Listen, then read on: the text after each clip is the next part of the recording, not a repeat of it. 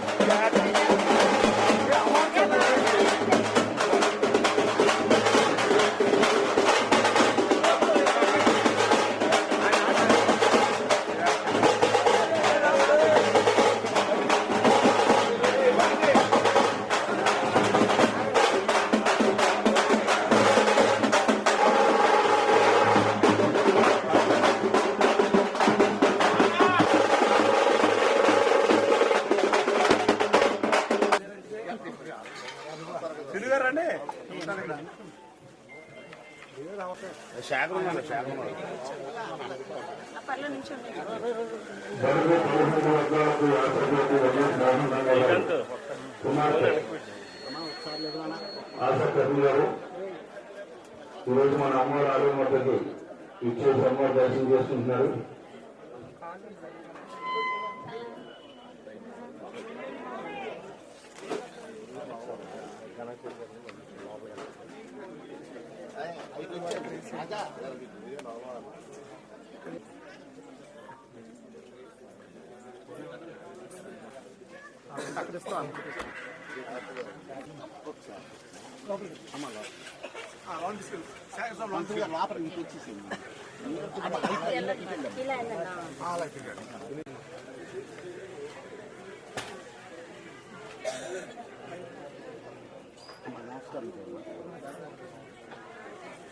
కూర్చొని నమస్కారం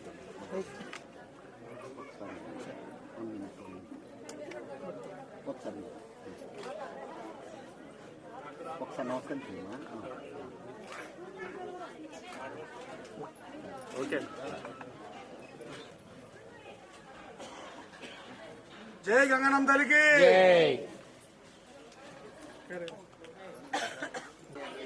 ఓకే.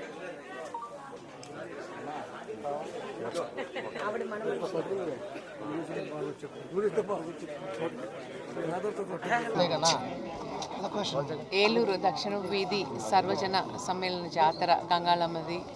ఇక్కడ నన్ను ఆహ్వానించినందుకు చాలా సంతోషంగా ఉంది. నా అన్న వాళ్ళని చూసి ఇంకా చాలా సంతోషంగా ఉంది. మా ఇంటి ఆడపడుచు రావాలమ్మా అన్నారు, మీకోసం వచ్చాను. మీ అభిమానం చూసి చాలా ఆనందంగా ఉంది. గంగాళమ్మ జాతర గురించి చెప్పాలి అని అంటే 150 ఏళ్ల క్రిందటి నుంచి జరుగుతుంది ఇది జాతర.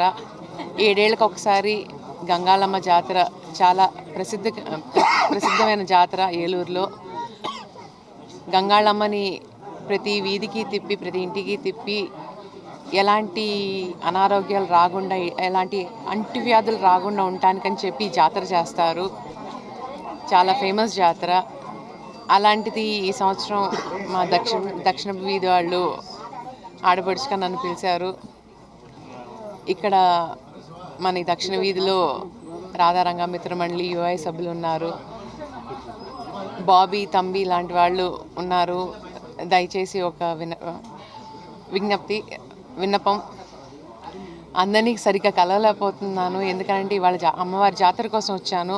మళ్ళీ ఒక రోజుని చూసుకుని నేను తప్పకుండా వచ్చి అందరితో పేరున కలుస్తాను. కాబట్టి నన్ను క్షమించండి. గంగాళమ్మని సాగనింపజేస్తారు. ఆ రోజున చాలా విజయవంతంగా జరగాలని చెప్పి నేను కోరుకుంటున్నాను. అది అమ్మవారి ఆశీస్సులు అందరితో ఉంటుంది. నమస్తే. అందరూ చల్లగా ఉండాలని కోరుకుంటాను. మా నాన్నగారు చిన్నప్పుడు దేవుడి దగ్గరికి వెళ్ళినప్పుడు ఏం కోరుకోవాలమ్మా, నువ్వు ఏం కోరుకుంటావు అని అడిగారు. నాకు అప్పుడు తెలియదు చిన్నప్పుడు. ఏం కోరుకోవాలి నాన్న అన్నాను. అమ్మ, ప్రతి వాడికి తినటానికి తిండి, కట్టుకోవటానికి బట్ట, ఉండటానికి ఇల్లు, ఈ 3 కోరికలు కోరుకో అమ్మ. అలాగే గుండె చల్లగా ఉండాలని చెప్పి కోరుకున్నారు. ఇవాళకి నేను ఎప్పుడు ఏ గుడికి వెళ్ళినా మా నాన్నగారు చెప్పినట్టే అదే కోరుకుంటాను నేను.